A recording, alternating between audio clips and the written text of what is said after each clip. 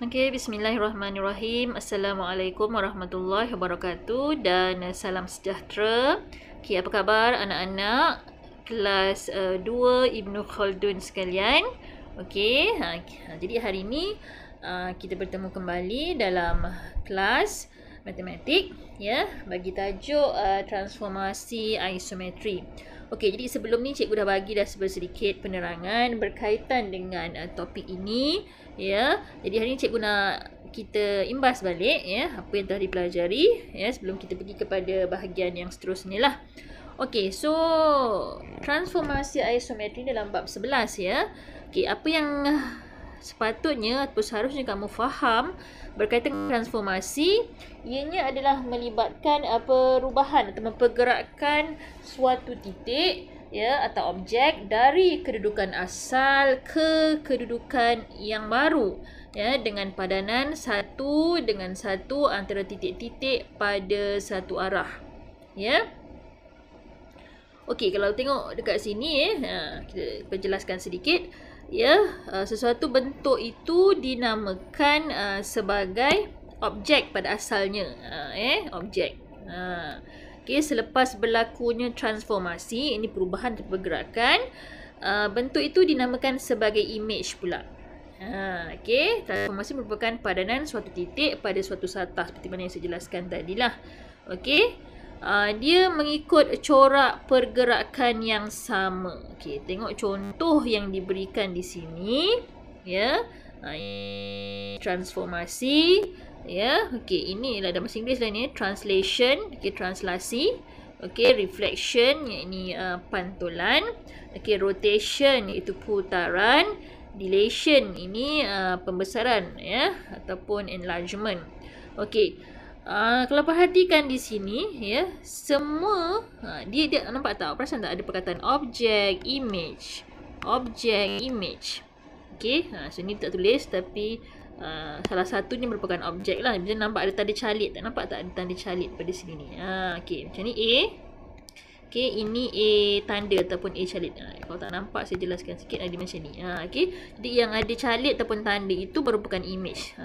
Itu tanda dia. Okey. Dan ini pun sama, ini objek, sini image. Okey, mana objek itu merupakan rajah yang asal ya sebelum berlakunya transformasi, itu perpindahan ataupun pergerakan. Okey. Dan situasi ini menggambarkan objek dan image ni dia mempunyai bentuk yang sama, dari segi sudutnya pun sama ya. Jadi itu merupakan jenis-jenis transformasi. Secara sepintas lalu awak dah faham pada kelas yang sebelum ni kan. Okey. Nampak tak pergerakan dengan orientasi dan padanan tentu tanpa mengubah rupa bentuk. Saya kata tadi dia punya bentuk adalah sama. Ya, kalau sudut di sini 90, sini pun 90 lah. Katalah sini 70, means sini pun 70 lah. 70 darjah. Okey. Right.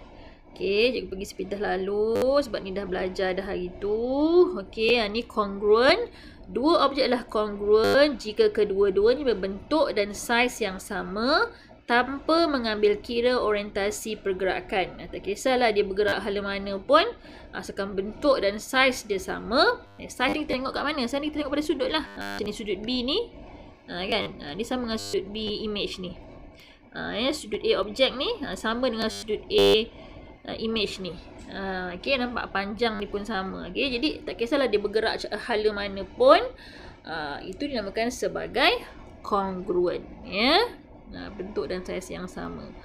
Okey, jadi translasi pun awak dah belajar pada kelas yang lepas ya. Ini adalah translasi. Translasi dia melibatkan pemindahan ataupun pergerakan titik mengikut satah pada satah mengikut arah yang sama melalui jarak yang sama. Kalau ke kanan, okey, katalah kanan 3, okey, kanan 3 bawah. Dia pergerakan ni pergerakannya dimulakan dengan paksi X diikuti dengan paksi Y, kiri atau kanan dulu diikuti dengan atas atau bawah. Okey, right. Okey, sekejap okey. Okey. Hang pula.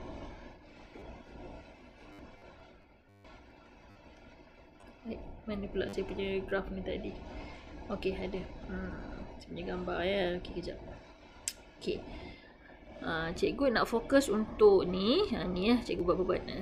Tunjukkan awak. Okey. Yang awak dah belajar pada kelas yang lepas ialah translasi. Okey, ni ya, pergerakan ni. Ya, translasi. Okey. M ialah objek bergerak 3 negatif 3. Ingat lagi tak bila dia macam ni maknanya apa? Okey. Yang atas tu saya lukis 3 negatif 3. Nombor yang atas menunjukkan pergerakan ada kiri atau kanan. Bila dia positif maknanya pergerakan dia ke mana? Pergerakan dia ke kanan. Okey, positif makna dia ke kanan. Okey, ini nombor yang atas kiri atau kanan. Okey, dia kiri atau kanan. Tapi bila dia positif, so makna dia kanan. Okey, kemudian yang bawah ini adalah pergerakan atas atau bawah. Kalau positif dia atas atau bawah. Okey, jadi bila dia positif di atas, bila dia negatif makna dia ke bawah. So ni nampak dia ada negatif kan? Ada negatif kat sini. Negatif. So bila negatif makna pergerakan dia ke bawah. Okey, ni tadi yang atas ni positif kan? Ni positif. So positif makna dia ke kanan. Okey. So nampak pergerakan dia balik ada 3 kan. So pergerakan 3 langkah ke kanan ataupun 3 unit kanan. 1 2 3. Kemudian sebabkan ke bawah 3 1 2 3. Ini objek yang ini. Okey, nak bagi nampak ni. Objek yang ini. Okey, sinilah. Okey, bagi objek yang ini, bucu yang ini sama juga dengan yang ini. Dia akan bergerak sama. 3 kanan 1 2 3, and then ke bawah pun 1 2 3. Nampak? Dan begitulah seterusnya ni pun sama 1 2 3. Ni pun 1 2 3. Okey, so dapatlah dia punya image tersebut. Okay, itu ialah translasi. Dah belajar dalam kelas yang lepas. So hari ni kita sambung dengan bahagian yang seterusnya, iaitu pantulan. Okey. Daripada perkataan pantulan pun jelas menunjukkan sesuatu yang dipantulkan, sesuatu yang terbalik. Macam kita tengok cermin kan? Kita lah objek. Kita lah objek. Yang berada pada cermin itu adalah image. Dan bila melibatkan pantulan ini, ia ada satu garis pemisah antara objek dan image yang kita panggil sebagai paksi pantulan. Paksi pantulan. Okey. Paksi pantulan ataupun garis pantulan. Sorry saya punya ni tiba hang pula. Okey, nampak Okey, dia terberhenti kejap tadi. Okey, paksi pantulan atau garis pantulan. Okey.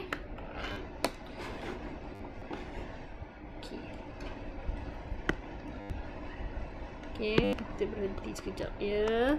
Okey, paksi pantulan ataupun dipanggil juga garis pantulan. Okey, right. Jadi A ni ialah objek. A ialah objek terpantul pada paksi ML. Garisan ni dia dah dilabel, so kita ada nama lah. So garis pantulan ni lah garisan ML. Dan menghasilkan image B. Okey, so inilah pantulan. Okey, kita tengok seterusnya ya. Ni saya ambil berkaitan pantulan sekejap. Okey, ini sedikit cerita berkaitan dengan pantulan. Objek image berada pada sebelah yang bertentangan dengan paksi pantulan. Okey, jarak serenjang yang sama. Okey, nampak ni. Bila pantulan, bentuk dan saiz image adalah sama dengan objek. Macam juga translasi, bentuk dan saiz image adalah sama. Tetapi bagi translasi, orientasi ni maksudnya dia punya hala pergerakan dia adalah sama. Maknanya kalau bucu A tu belah kanan, dia pergi mana-mana pun bucu A tu tetap sebelah kanan. Tetapi berbeza dengan pantulan, orientasinya adalah songsang. Kan? Kalau bucu bagi A tu belah kiri, bila dipantulkan, bucunya akan menjadi sebelah kanan. Okay. Jadi jarak di tengah-tengah antara objek dan imej itu merupakan paksi pantulan. Ataupun dipanggil juga paksi simetri. Okay. Simetri adalah satu padanan dari segi saiz dan bentuk antara objek atau bahagian sisi suatu arah objek. Ni. Dia disebut garis pantulan, paksi pantulan. Istilah lain, dia juga disebut sebagai garis simetri. Macam ni kan? Ni objek. Nampak tak? Yang sebelah sini pun sama. Ni image lah. Tapi untuk bertentangan kan? So, yang tengah-tengah ini, ni adalah garis simetri. Yang mana garis ini membahagi dua. Membahagi dua serenjang. Bagi antara garis yang menyambungkan objek dan juga image. Garis simetri adalah paksi pantulan bagi image dan objek. Okay. Okey, jadi saya penerangan tu tak apalah, ni boleh baca nanti. Kita tengok kat sini. Okey, antara berikut yang manakah menunjukkan orientasi pantulan? Okey. Yang A ni nampak, ni berbentuk pantulan. Kat mana dia punya garis simetri? Sini garis simetri dia kan? Ataupun garis pantulan dia. Bagi B, kenapa dia kata tidak? Sebab dia tidak menunjukkan sesuatu yang dipantulkan kan? Bukan bersifat pantulan. B ini lebih bersifat kepada apa dia? Translasi. Translasi. Okey. C. Jelas kan? Nampak dia bersifat pantulan di situ. So, kat mana garis simetri dia? So, garis simetri dia kat sini lah, tengah-tengah ni. Antara dua tu. Okey. Alright. Okey. Macam ni lengkapkan lukisan di bawah.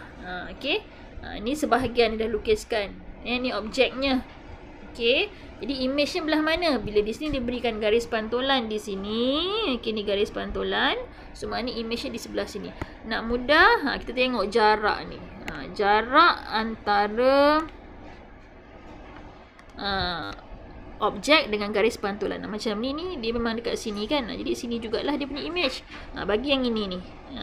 Berapa jarak daripada paksi pantulan tu garis simetri? 1, 2. So, dia punya image pun 1, 2. Jadi kita boleh tahan dia sikit.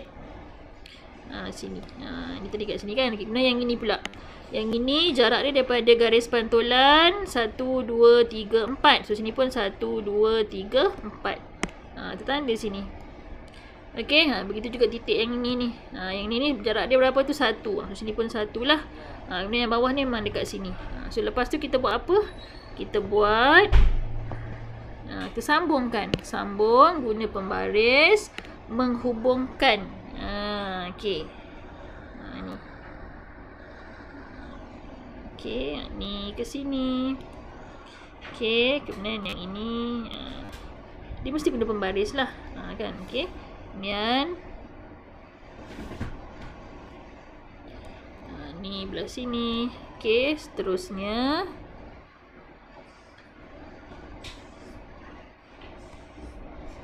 okey, macam tu.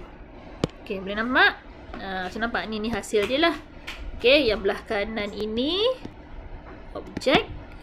Okey, yang belah kiri ni image. Ingat, image adalah bentuk asal. Objek adalah bentuk asal. Image adalah hasil daripada transformasi tersebut. Okey, macam ni jugalah. Okey, huraikan pantulan. Diberi segitiga M tanda. Nampak ni? M tanda ialah image. Nampak ni M tanda. Ni adalah image. Ni segitiga ni. Okey, kepada segitiga M. Segitiga M yang belah atas ni. Di bawah suatu pantulan. Huraikan. So, bila huraikan pantulan, dia mesti kita kena maklum kat mana garis pantulan. So, jelas kat sini nampak garis pantulan dekat mana? Saya tebalkan sikit. So, garis pantulan itu, nampak tak? Kita tengok macam ni. Jarak antara objek dengan image. Okey, ni objek. Okey, ini image kan. Ni objek, sini image. So, berapa jarak dia tu? Jarak dia ialah 1, 2, 3, 4. Bahagi 2 sebab dia pembahagi serenjang kan. Okey, jadi sini tengah-tengah dia. Sama juga dengan yang ini. 1, 2, 3, 4. So, tengah-tengah dia mana? 4 bahagi 2, 2. So, ni tengah-tengah dia. So, nampak? Dia punya titik tengah-tengah antara 2 itulah yang menunjukkan dia ialah garis pantulan ataupun garis simetri kepada objek dan imej pantulan ini tadi. So, bila dia kata huraikan, macam mana cara nak terang? Objek M dipantulkan pada garis ataupun pada paksi X. Sebab ini ialah paksi X. Sebab garisan ini ialah paksi X. Kan dia menunjuk kepada ni, paksi X. Ataupun boleh juga dikatakan sebagai objek M dipantulkan pada garis Y sama dengan sifar pun boleh. Okey. Macam ini nampak tengah-tengah dia mana? Ni tengah-tengah dia kan? Okey, kebetulan dia memang berada pada paksi Y. So, objek M dipantulkan pada paksi Y. Okey, itu cara dia. Okey. Saya rasa dari segi pantulan dia lebih mudah untuk difahami, ya. Sebab awak nampak dah titik macam mana. Okey. Saya pun ni awak boleh buat. Okey. Okey, tentukan koordinat P. Ni soalan ni.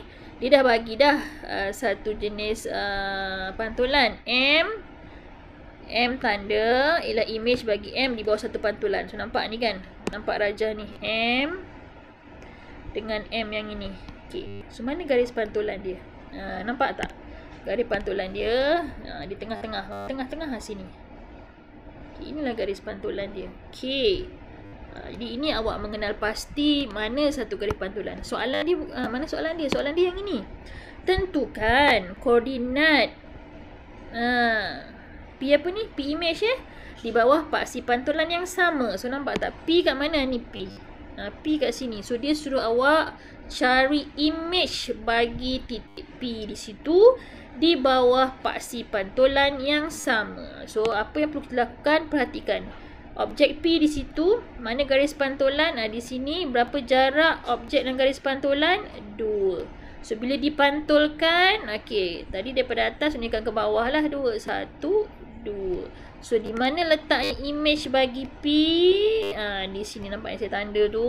Okey, saya labelkan dengan saya label dengan warna lain. Okey, so ini adalah P image. Kalau diminta nyatakan koordinat, pada kita tentukan koordinat, akan baca koordinat ni. Koordinat dia adalah apa tu? X dia negatif 3, Y dia berapa tu? Y dia nampak tu? Negatif 1. Ni dia punya koordinat image bagi P. Okey, boleh. Okay, jadi saya rasa untuk pantulan, saya terangkan setakat itu dulu. Nanti kita perkukuhkan pemahaman awak melalui latihan interaktif yang akan saya berikan sebentar lagi. Okey? Fahamkan dulu. Okey, terima kasih.